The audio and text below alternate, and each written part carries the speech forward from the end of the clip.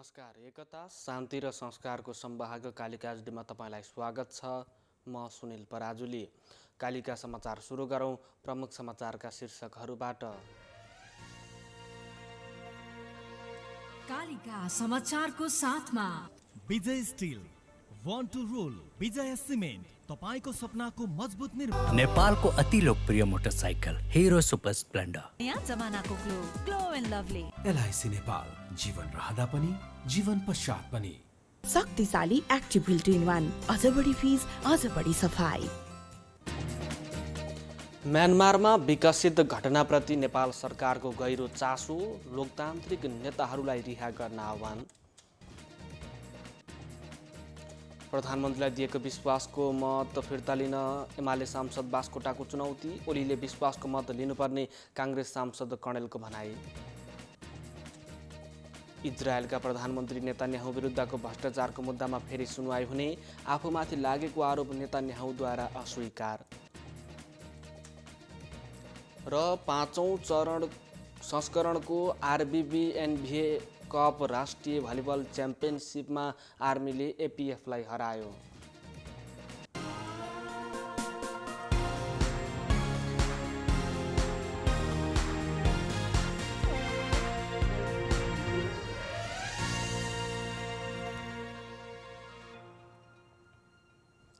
कालिका समाचार सुरु गरौँ राष्ट्रिय समाचारबाट। सरकारले म्यानमारमा विकसित घटनाप्रति गहिरो चासो र चिन्ता रहेको बताएको छ। सोमबार प्रतिनिधि सभामा सांसदहरूले उठाएको प्रश्नको जवाफ दिँदै परराष्ट्र मन्त्री प्रदीप गेवालीले म्यानमारमा विकसित घटनाप्रति सरकारको गहिरो चासो र चिन्ता रहेको बताउनु भएको हो। म्यानमारमा त्यहाँको सेनाले शासन हातमा लिएर लोकतान्त्रिक नेताहरूलाई नियन्त्रणमा लिएपछि नेपालले प्रेस विज्ञप्ति मार्फत आफ्नो धारणा सार्वजनिक गरिसकेको बताउनुभयो। सो प्रेस विज्ञप्तिमा लोकतान्त्रिक प्रक्रिया पुनर्स्थापना हुने आशा व्यक्त गरेको मन्त्री गेवालीले बताउनु भएको छ। मन्त्री गेवालीले नेपाल सहित देशको समर्थनमा संयुक्त राष्ट्रसङ्घको मानवाधिकार परिषदले एउटा रिजोल्युसन पारित गरेको बताउनुभयो। सो रिजोल्युसनमा जनताको अभिमतको सम्मान गर्न, लोकतान्त्रिक नेताहरूलाई रिहा गर्न र अत्याधिक बल प्रयोगलाई अन्त्य गर्न म्यानमारलाई आह्वान गरिएको गेवालीले बताउनु भएको छ। हामी गम्भीर रूपले चिन्तित छौँ। त्यहाँ बालबालिकाहरू र शान्तिपूर्ण प्रदर्शन गरिरहेकाहरूको हताहती भएको छ। ती सबै विषयहरू नेपाल समेत पक्ष भएर पारित भएको रिजोल्युसनमा छ। त्यसमा सबै विषय समेटिएको अनुरोध गर्न चाहन्छु, उहाँले भन्नुभएको छ। उहाँले लोकतन्त्र, मानवाधिकार र विश्व शान्तिको मामिलामा नेपाल सदैव स्पष्ट रहेको पनि बताउनु भएको छ। नेकपा एमालेका केपी शर्मा ओली समूहका सांसद गोकुल बास्कोटाले प्रधानमन्त्रीलाई दिएको विश्वासको मत फिर्ता लिन चुनौती दिनुभएको छ।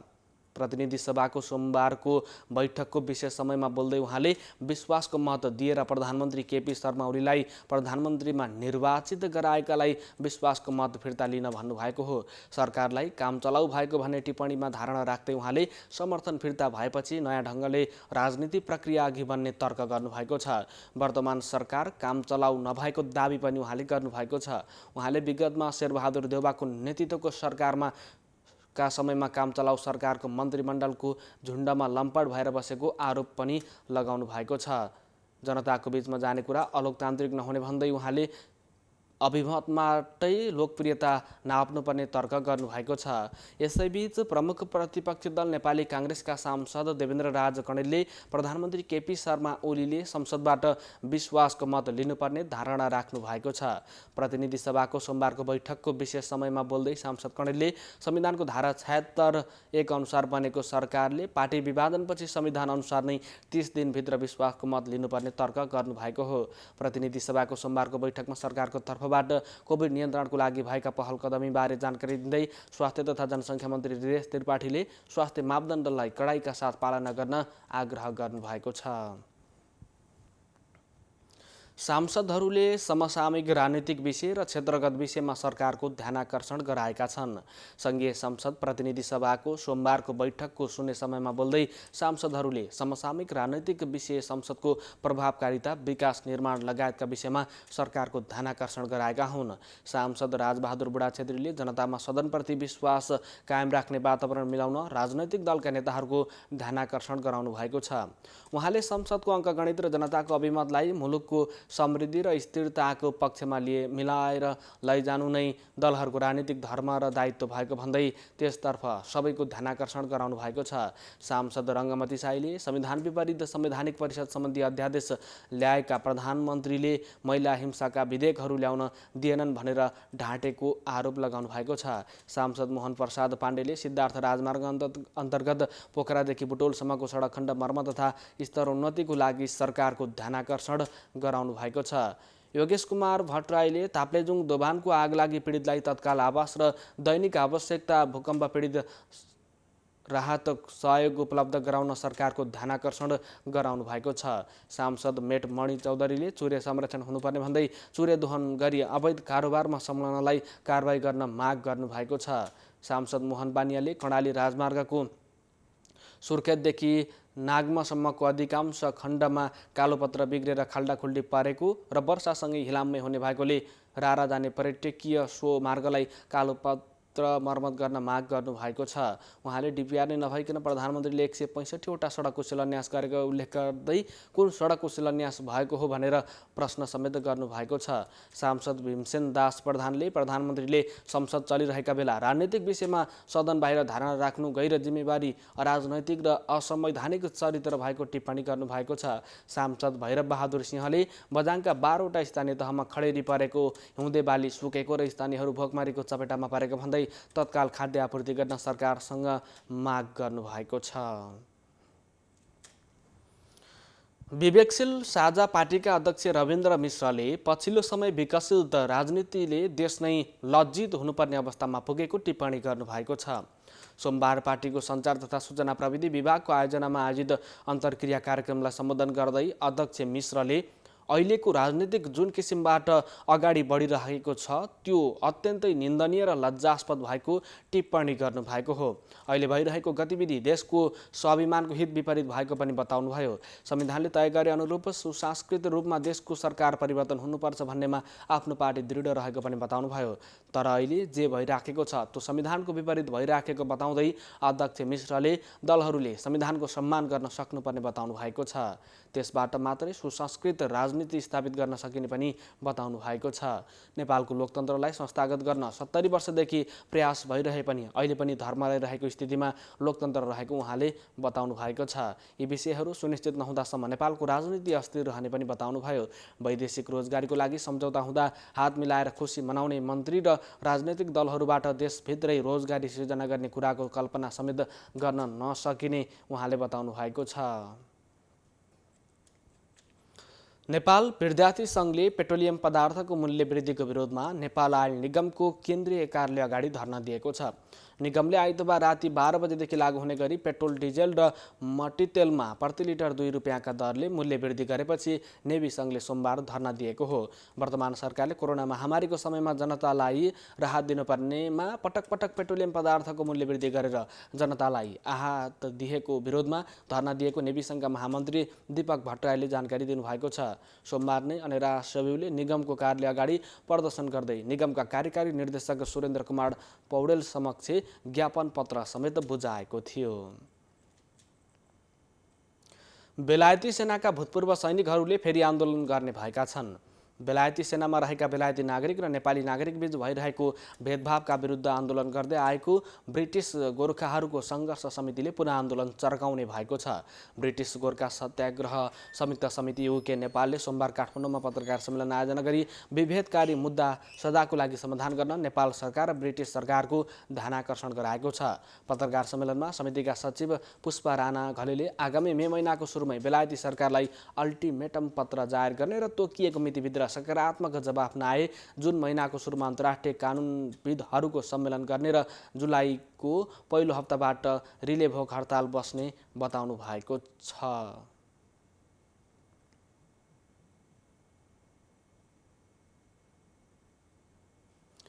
सोमबार काठमाडौँ उपत्यकासहित देशभर वायु प्रदूषण फेरि बढेको छ।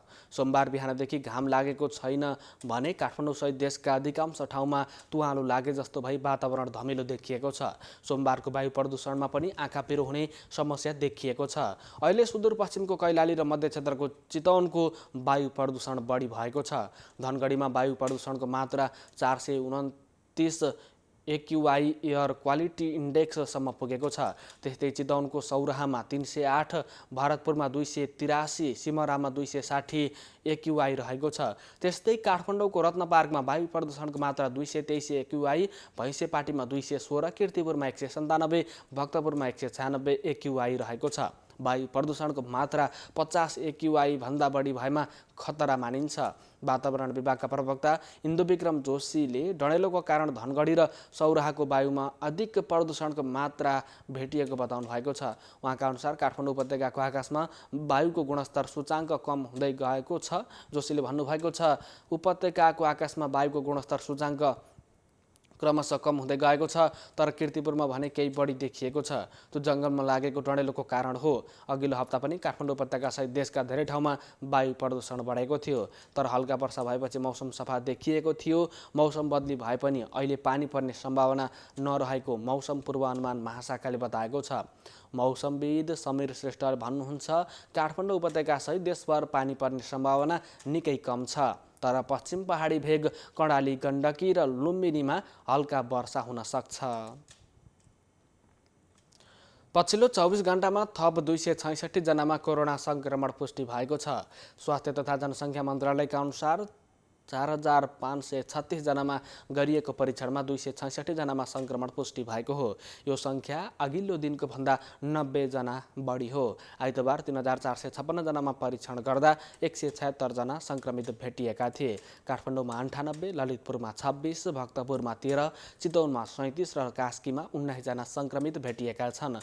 आइतबार काठमाडौँमा 87, ललितपुरमा 8, भक्तपुरमा 4 गरी उपत्यकामा 79 जना संक्रमित भेटिएका थिए। नेपालमा हालसम्म संक्रमितको सङ्ख्या 2,78,210 रहेको छ, जसमध्ये 2,73,342 जना निको भएका छन्।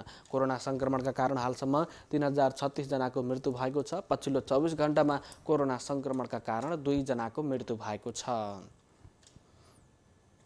एकता, शान्ति र संस्कारको सम्वाहक कालिका एचडीमा प्रसारित कालिका समाचारमा पालो भएको छ विज्ञापनको, तर त्यसभन्दा अगाडि प्रमुख समाचारका शीर्षकहरू। कालिका समाचारको साथमा Vijay steel, want to rule, Vijay cement, तपाईको सपनाको मजबुत निर्माण। नेपालको अति लोकप्रिय मोटरसाइकल हिरो सुपर स्प्लेन्डर। नयाँ जमानाको glow and lovely. LIC Nepal, जीवन रहँदा पनि जीवन पश्चात पनि।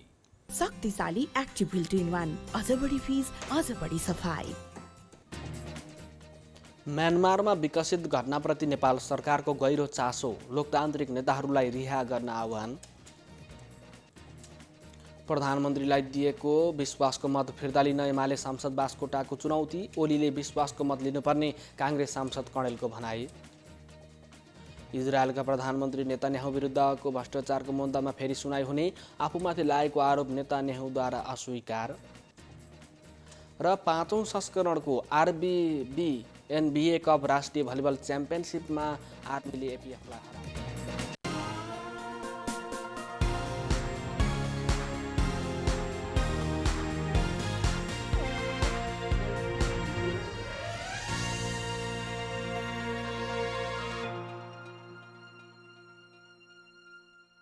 पूर्ण स्वचालित मसिनमा उच्च स्तरीय ब्लेड प्रयोग गरी उत्पादन भएको नेपालको पहिलो टेगुम जर्मनी प्रविधिद्वारा उत्पादित विजय स्टिल सम्पूर्ण रूपमा ल्याब परीक्षणपछि उत्पादन हुने अत्यधिक भूकम्प प्रतिरोधक, वर्षौंसम्म टिक्ने, खिया प्रतिरोधक, उच्च शक्ति, उत्कृष्ट वजन अनि उच्च लचकता, अग्नि प्रतिरोधक, रिब्समा अतिरिक्त मोटाई, उच्च वेल्डिङ क्षमता अनि उच्च इलोङ्गेसन, एक नासको तौल, लम्बाइ अनुपात। अब आफ्नो निर्माणलाई दिनुहोस् विजय स्टिलको शक्ति। Vijay steel FE 500, FE 500D। Vijay steel, born to rule. मेरो हिरो सुपर स्प्लेन्डर, मेरो हिरो कति प्यारो, अरू पनि होला राम्रो, तर पनि मेरै हिरो प्यारो। पहाड हेर ओहो तराई कति सुन्दर हाम्रो बाधा भने कति हो त्यसैले हिरो सुपर स्प्लेन्डर नै प्यारो काम लागे हुन्छ धुलो पानी परे हिलो मैलो त्यसैले त हिरो सुपर स्प्लेन्डर नै प्यारो सबैलाई सुहाउँदो सुपर स्प्लेन्डर नै प्यारो नेपालको अति लोकप्रिय मोटरसाइकल हिरो सुपर स्प्लेन्डर।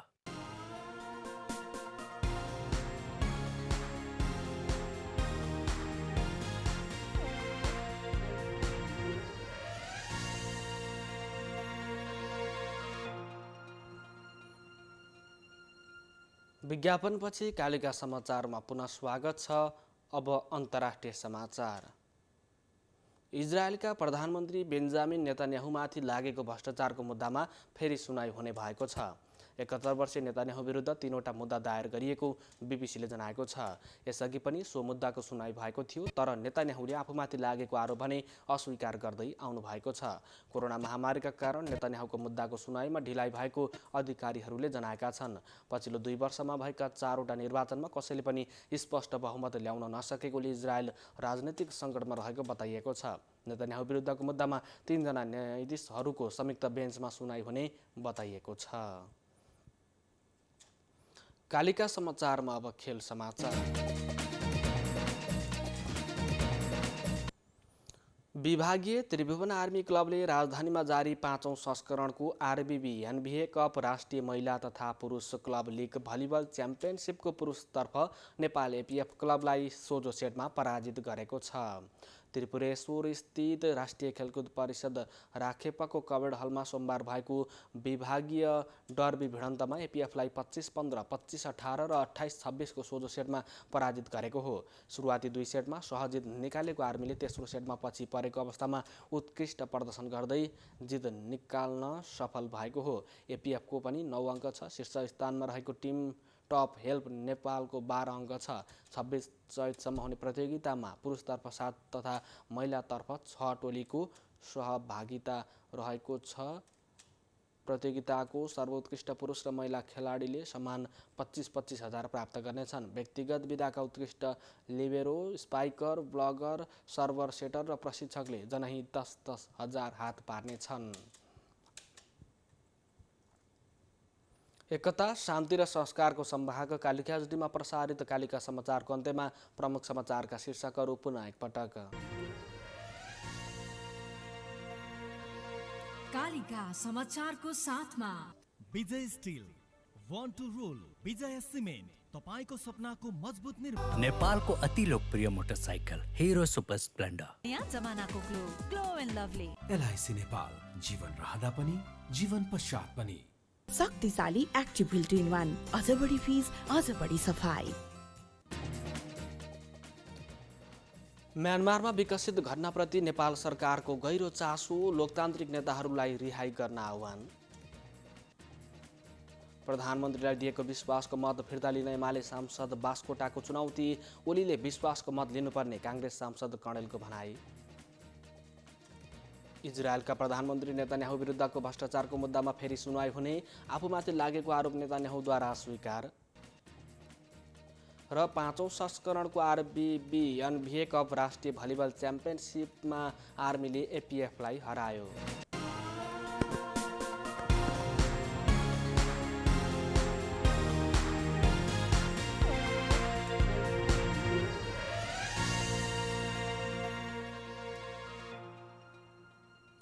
एकता, शान्ति र संस्कारको संवाहक कालिका एचडीमा प्रसारित कालिका समाचार अहिलेको लागि यति नै।